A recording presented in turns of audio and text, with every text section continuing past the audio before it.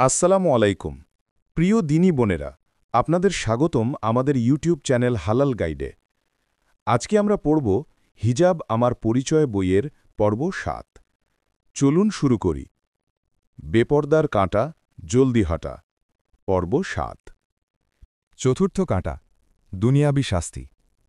আল্লাহ তোমায় অগণিত নিয়ামাত দিয়ে রেখেছেন। প্রতিদিন নিয়ামাতের অথই সাগরে ডুবে থাকো তুমি। আল্লাহর নিয়ামাতগুলো অবিরত ধারায় নেমে আসছে দেখে মনে করো না আল্লাহ তোমাকে ছেড়ে দিয়েছেন। আল্লাহ ছাড় দেন, কিন্তু ছেড়ে দেন না। হতে পারে এগুলো বড় ধরনের কোনো শাস্তির পূর্বাভাস। আল্লাহ তাআলা এই দুনিয়ায় দুপ্রকার শাস্তি রেখেছেন। এক প্রকার শাস্তি হল শারিয়ার শাস্তি, আরেকটি তাকদীরের শাস্তি। শারিয়ার শাস্তি হল দণ্ডবিধি, যেমন চুরির অপরাধের জন্যে হাত কাটা, ব্যভিচারের জন্যে চাবুক আঘাত বা প্রস্তর নিক্ষেপ, মিথ্যা অপবাদ দিলে বেত্রাঘাত ইত্যাদি। আর তাকদীরের শাস্তি হল বান্দার উপর আপতিত বিভিন্ন রকমের বিপদাপদ, যা বলে কয়ে আসে না, হুটহাট চলে আসে। তাকদীরের শাস্তি শারিয়ার শাস্তি থেকেও ভয়াবহ। শারিয়ার দণ্ড তো শুধু অপরাধীর উপরই কার্যকর হয়, কিন্তু তাকদীরের শাস্তি অপরাধী সহ সবার ওপর নেমে আসে। পাপকাজ গোপন থাকলে শুধু পাপই ক্ষতিগ্রস্ত হয়, কিন্তু প্রকাশ্য পাপাচারের কারণে ক্ষতিগ্রস্ত হয় সবাই। বেপর্দায় চলা প্রকাশ্য গুনাহগুলোর একটি। এ গুনাহের কারণে শুধু তুমিই পাপিষ্ঠ হচ্ছ না, তোমার কারণে আরও অনেক মানুষ জড়িয়ে যাচ্ছে পাপাচারে। ইসলামী শাসন না থাকায় হয়তো শারিয়া নির্ধারিত শাস্তি থেকে বেঁচে যাচ্ছ, কিন্তু তাকদীরের শাস্তি থেকে বাঁচবে কি করে? যে কোনো দিন সেটা তোমার উপর নেমে আসবে। নিমিষেই তছনছ হয়ে যাবে সাজানো গোছানো জীবনটা। তখন বুঝবে আল্লাহদ্রোহী হওয়া কতটা ভয়ানক বিষয়। পঞ্চম কাঁটা, আগুন আর আগুন। রাসূল সাল্লাল্লাহু আলাইহি ওয়াসাল্লাম বলেছেন, দুপ্রকার জাহান্নামীকে আমি এখনও দেখিনি। এক, এমন সম্প্রদায় যাদের হাতে গরুর লেজের মতো চাবুক থাকবে, যা দ্বারা তারা মানুষজনকে প্রহার করবে। ২, পোশাক পরিহিতা উলঙ্গ নারী, যারা পুরুষকে নিজের প্রতি আকৃষ্টকারী এবং নিজেরাও পুরুষের প্রতি আকৃষ্ট, যাদের মাথার খোপা হবে বুকতি উঁটের পিঠে দুলতে থাকা উঁচু কুজের মতন।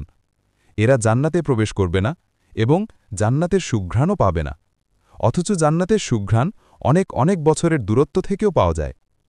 দেখুন মুসলিম 2128। বোন আমার, এই হাদিসের মর্মার্থটা একটু বোঝার চেষ্টা করো। প্রথমেই খেয়াল করো এই অংশটুকুর দিকে, যে পোশাক পরিহিতা উলঙ্গ। এর অর্থ কি? পোশাক পরেও কি মানুষ উলঙ্গ হয়? পোশাক তো মানুষ লজ্জাস্থানকে আবৃত করার জন্যই পরে। তবে এর মানে কি? এর মানে হল, কোনো নারী যদি এমন পোশাক পরে যা তার শরীরের সাথে আঁটোসাঁটো হয়ে থাকে এবং শরীরের আকৃতি প্রকাশ করে দেয়, তাহলে সে যেন কিছুই পরল না, সে যেন উলঙ্গ। টাইট ফিট জামা নারীর সৌন্দর্য প্রকাশ করে দেয়, দেহ সুষমা পুরোটাই বোঝা যায় বাইরে থেকে। এই জন্যে বিবস্ত্র নারীর চেয়েও সে বেশি ফিতনার কারণ হয়ে দাঁড়ায়। সম্পূর্ণ উলঙ্গ নারী হলে তো মানুষ পাগল মনে করে পাশ কাটিয়ে চলে যাবে, কিন্তু আঁটোসাঁটো জামা পরিহিতা নারীর দিকে মানুষ বারবার নজর বুলাবে, কামনার তীর দিয়ে বৃদ্ধ করবে তাকে। এমনকি যে বুড়ো শারীরিক জিনা করার সামর্থ্য রাখে না, সেও চোখের জিনা পুরোটাই পূর্ণ করে নিবে তাকিয়ে তাকিয়ে। আর এই জন্যেই ভেতর থেকে শরীর দেখা যায় এমন জামা পরলে সে নিশ্চিতভাবে পোশাক পরিহিতা উলঙ্গ বলে বিবেচিত হবে। শুধু তাই না, সে নগ্ন নারীর চেয়েও বেশি অপরাধী। কেননা নিষিদ্ধ দস্তুর প্রতি প্রত্যেকের আকর্ষণ বেশি, আর পুরুষের স্বভাবজাত বৈশিষ্ট্য হল পর্দার আড়ালে কি আছে তা নিয়ে চিন্তাভাবনা করা। নারীদেহের অবয়ব গোঝা যায় এমন পোশাক পরা মানে আল্লাহ তাআলার আদেশ লঙ্ঘন করা। মাথায় একটুকু কাপড় জড়িয়ে নিজেকে হিজাবি মনে করা আল্লাহর বিধানকে উপহাস করার শামিল। এটা মূলত আল্লাহর সাথে প্রতারণার অপচেষ্টা। এই ধরনের কাজ ইয়াহুদিরা করে থাকে। নবী সাল্লাল্লাহু আলাইহি ওয়াসাল্লাম বলেছেন, ইয়াহুদিরা যাতে লিপ্ত হয়েছে তোমরাও তাতে লিপ্ত হও না।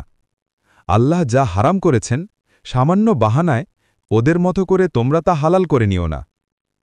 দেখুন ইবনু তাইমিয়া মাজমুল ফাতাওয়া 29/29, ইবনু কাসির 2/257। হাসান। আল্লাহর অনেক হারাম বিধানকে হালাল করে নিত ইয়াহুদিরা। মনগড়া ব্যথা আর কুযুক্তি দিয়ে আল্লাহর বিধানকে পরিবর্তন করে ফেলত। তুমিও যদি একটুকু কাপড় পেঁচিয়ে নিজেকে হিজাবি দাবি করো, তবে ইয়াহুদীদের সাথে তোমার পার্থক্য রইল কোথায়? পর্দা কখনোই মাথা ঢাকার মধ্যে সীমাবদ্ধ নয়। টাইট ফিট পোশাক গায়ে দিয়ে মাথায় খানিকটা কাপড় জড়ানোর নাম হিজাব না, ওটা নষ্টামি, ইতরামি, ভণ্ডামি। এর মাধ্যমে তুমি ন্যাংটো বলেই সাব্যস্ত হবে। যদি পোশাক পরিহিতা উলঙ্গ নারী না হতে চাও, তবে অবশ্যই তাকওয়ার পোশাক পরতে হবে। আমাদের রব বলেছেন, وَلِبَاسُ التَّقْوَى ذَلِكَ خَيْرٌ। আর তাকওয়ার পোশাক সর্বোত্তম। দেখুন সূরা আরাফ আয়াত ২৬। তাকওয়া অর্জিত হবে অন্তরের পরিশুদ্ধি ও উত্তম পোশাকের মাধ্যমে। যে নারী আটোসাটো পোশাক পরে, তার মধ্যে তাকওয়া নেই। এই ধরনের পোশাক পরা নারীরা কিয়ামতের দিন কোনো সওয়াব পাবে না।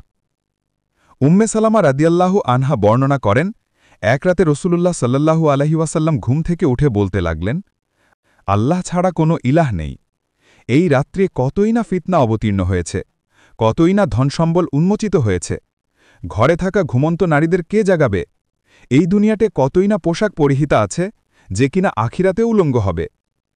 দেখুন বুখারী ৫৮৪৪, ১১৫, ১১২৬, ৩৫৯৯, ৬২১৮, ৭০৬৯। হাদিসের কথাটা খেয়াল করো। দুনিয়াতে কতই না পোশাক পরিহিতা আছে, যে কিনা আখিরাতে উলঙ্গ হবে। হাদিসে কতই না বলতে আধিক্য বোঝানো হয়েছে। তার মানে হল কিয়ামতের দিন উলঙ্গ নারীর সংখ্যাই বেশি হবে। তবে এর মানে কিন্তু শরীর উলঙ্গ থাকা নয়, কেননা সেদিন সব মানুষই উন্মুক্ত অবস্থায় হাসরের ময়দানে দাঁড়াবে। এখানে উন্মুক্ত থাকার মানে হল সোয়াবের আবরণ না থাকা। বেপদ্দা নারীদের বেহায়াপনা সেদিন প্রকাশিত হয়ে যাবে সবার সামনে। তাদের গায়ে নেকির কোনো আবরণ থাকবে না।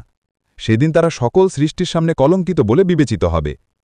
উম্মে সালামা রাদিয়াল্লাহু আনহা এ হাদিস বর্ণনা করার পর থেকে নারী সাহাবীরা পর্দার ব্যাপারে আরও সতর্ক হয়ে যান, কেননা জাহান্নামের আগুন যে কতটা ভয়াবহ, কতটা তীব্র, তা তারা জানতেন। হিন্দ বিনতুল হারিস রাদিয়াল্লাহু আনহা এ হাদিস শোনার পর থেকে জামার হাতায় বোতাম লাগিয়ে নিয়েছিলেন। তিনি ভয় পেতেন না জানে হাতার কাপড় উপরে উঠে যায়। এই ভয়ের কারণে তিনি হাতার বোতাম সবসময় লাগিয়ে রাখতেন, যেন শরীরের কোনো অংশই প্রকাশিত না হয়ে যায়। তিনি সর্বদা আল্লাহর কাছে পানাহ চাইতেন, যেন দুনিয়ায় পোশাক পরিহিতা কিন্তু আখিরাতে উলঙ্গ নারীর কাতারে তাকে কখনোই সামিল হতে না হয়। বোন আমার, নারী সাহাবীরা এতটা সতর্ক ছিলেন পর্দার ব্যাপারে। তারা তো তোমার পূর্বসূরি, তোমরা তাদেরই অনুসারী। তারা যদি এত এত সতর্কতা অবলম্বন করতে পারেন, তবে তুমি কেন পারবে না? কেন কান বন্ধ করে রাখবে? আমি তোমায় সতর্ক করছি, উত্তম বন্ধুর মতো সাহায্যের হাত বাড়িয়ে দিয়েছি, তারপরও মুখ ফিরিয়ে নিচ্ছ। আমি তোমায় জাহান্নামের লেলিহান শিখার বোকা দেখাচ্ছি, আর তুমি হাসছ। দোহাই লাগে, এভাবে নিজের বরবাদি ডেকে এনো না। প্রিয় দিনী বোনেরা, আজকের গল্প এখানেই শেষ। আপনাদের কেমন লেগেছে তা অবশ্যই কমেন্টে জানাতে ভুলবেন না। ভিডিওটি ভালো লাগলে শেয়ার করুন বন্ধুদের সাথে। হয়তো আপনার একটি শেয়ারই অন্য কারো জীবনে পরিবর্তনের কারণ হবে। আমাদের জন্য দোয়া করবেন এবং পরবর্তী পর্বের জন্য আমাদের সাথে থাকুন ইনশাল্লাহ। এবং চোখ রাখুন হালাল গাইড ইউটিউব চ্যানেলে। আসসালামু আলাইকুম।